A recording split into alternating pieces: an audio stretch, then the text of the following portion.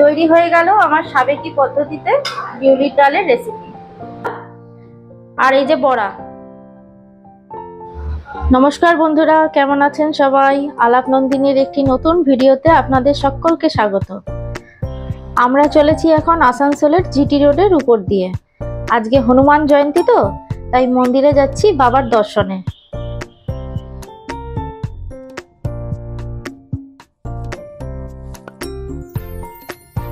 ঘড়িতে এখন সকাল 6টা, তাই দেখুন রাস্তাঘাটও ফাঁকা। এই সময় না রাস্তা দিয়ে যেতে খুব ভালো লাগে, চারিদিকটা ফাঁকা, কি সুন্দর।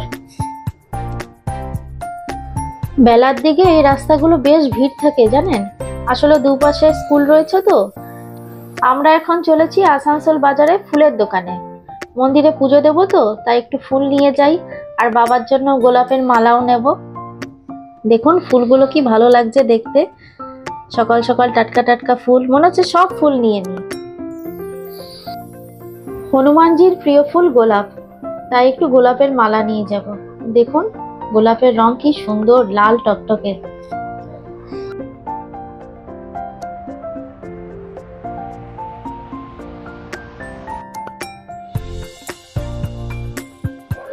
এই যে আমরা এবার চলে এসেছি হনুমান মন্দিরে।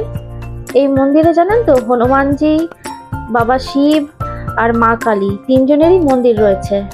মন্দিরটা বহু পুরনো মন্দির জানেন, এখন আবার নতুন করে তৈরি করছে সবকিছু। এই মন্দিরটি হচ্ছে শ্রী শ্রী শনি মন্দির ওয়েলফেয়ার কমিটির আন্ডারে। দেখুন বললাম না নতুন করে হচ্ছে আবার। এখানে বিশাল বড় পঞ্চমুখী হনুমানের বিগ্রহ ছিল, তো এটা এখন নেই, তৈরি হচ্ছে তো সব, সেই জন্য ছবি দিয়েই এখানে পুজো হয়। এই মন্দিরটা হচ্ছে আসানসোলের আশ্রম মোড়ের সামনে।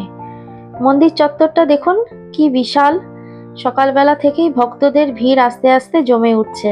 হনুমান জয়ন্তী বলে কথা, ভিড় তো হবেই। এখানে বড় ঠাকুরেরও কিন্তু বেশ নিষ্ঠা সহ পুজো হয়। সকাল সকাল সবাই এসে দেখুন কি সুন্দর ধূপ দীপ জ্বালাচ্ছে, পুজো দিচ্ছে, কি ভালো লাগছে।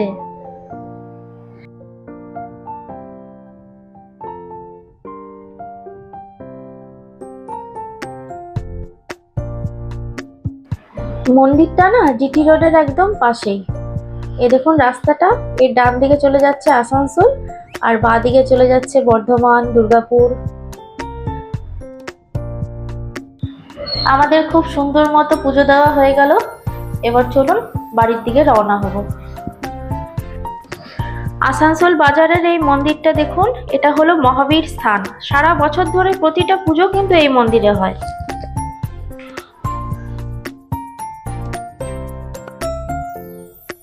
সকাল সকাল আসানসোল বাজারে সব সবজি ও ফল চলে এসছে দেখুন। এবার এগুলো সব দোকানে দোকানে যাবে, কি ভালো লাগছে দেখতে। মন্দির থেকে ফিরে এসে ঘরের কাজকর্ম সব করে ধ্রুব চিংড়িকে খাইয়ে তারপরে এই রান্না করতে নেমেছি। আজকে নিরামিষ রান্না করব। কালকে নীল ষষ্ঠী, আজকে নিরামিষ খেতে হয়, আর আজকে হনুমান জয়ন্তী, নিরামিষ খাবো। তাই আজকে একটু বিউলির ডাল করব। বিউলির ডালটাকে শুকনো কলায় ভেজে নিয়েছি দেখুন, শুকনো কলায় ভেজে জলে ভিজিয়ে রেখেছিলাম। এবার এটা আমি প্রেসারে সিদ্ধ করে নেব, আর কড়াইতে সেদ্ধ হতে অনেকটা সময় লাগে, তা আমি প্রেসার কুকারে সেদ্ধ করে নেব। ওই গ্যাসটা হাইতে রেখে 2টো সিটি, তারপর গ্যাসটা একটু কমিয়ে দিয়ে 3টে সিটি দিয়ে নেব। আমি আজকে একদম সাবেকি পদ্ধতিতে বিউলির ডালটা রান্না করে দেখাবো আপনাদের। বর্ধমান আর বাঁকুড়াতে একদম এইভাবে বিউলির ডাল রান্না করা হয়, এর স্বাদ আর গন্ধ একদম আলাদা। তাহলে আপনারা দেখুন আমি কিভাবে বিউলির ডালটা রান্না করছি। বিউলির ডালটা দিয়ে দিয়েছি প্রেসার কুকারে, জলও দিয়ে দিয়েছি। এবার এই যে 2টো লঙ্কা ফাটিয়ে দিয়ে দেবো, আর দিয়ে দেবো লবণ।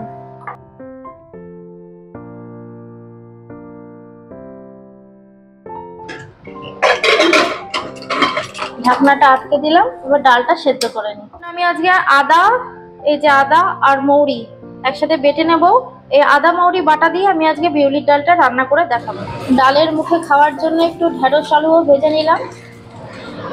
দেখুন আমার ডালটা সেদ্ধ হয়ে গেছে। ডালটা দেখুন কি সুন্দর গোটা গোটা রয়েছে, আবার সুসেদ্ধও হয়েছে। দেখো ডাল না বেশি গলে গেলে আমার কাছে ভালো লাগে না, কিরকম যেন একটা ফেনা ফেনা হয়ে যায়। তাই আমি ডালটা সবসময় এইভাবেই সেদ্ধ করি। ডালের কাটা দিয়ে আমি ডালটা ম্যাশ করে নেব।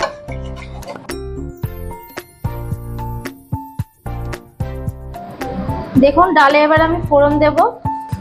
এই একটা তেজপাতা, গোটা তেজপাতা বড়, এবার দিয়ে দেবো মৌরি আর দেবো শুকনো লঙ্কা দুটো। এটা হালকা করে ভেজে নেব।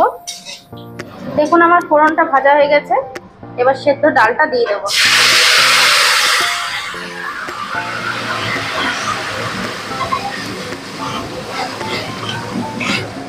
লবণটা আমি আগেই ডালে দিয়েছিলাম, তাই আর দেবো না। এবার ডালটা একটু ফুটুক, একটু ফুটে উঠলে তারপর আমি আদা আর মৌরি বাটাটা ডালে দিয়ে দেবো। দেখুন ডালটা ফুটে উঠেছে। এবার আমি এর মধ্যে এই যে মিক্সিতে মৌরি আর আদাটা পেস্ট করে রেখেছি এটা দিয়ে দেবো। ডালের আদাটা আপনারা হালকা একটু ভেজে পিষে দিতে পারেন। আমি ভেজে দিয়ে নিয়ে আমি কাঁচা আদাটাই দিলাম। কাঁচা আদার গন্ধটা ভীষণ সুন্দর লাগে ডালে। এবার ডালটা ভালো মতন ফুটে উঠলে অল্প একটু মিষ্টি দিয়ে নামিয়ে নেব। এবার আমি ডালে একটু মিষ্টি দিয়ে দেবো।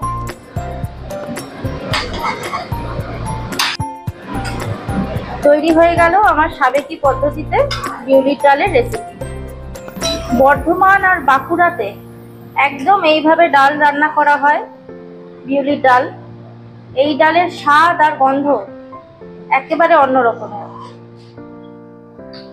এই যে আজকে এই রান্নাগুলো করেছি, বাবুর খাওয়া হয়ে গেছে। বিউলির ডাল, এই যে পনির, ঢেঁড়স আলু ভাজা, আর এই যে বড়া। কুমড়ো পাতার এই বড়ার রেসিপিটা আমি আপনাদের সাথে অন্য একদিন শেয়ার করব।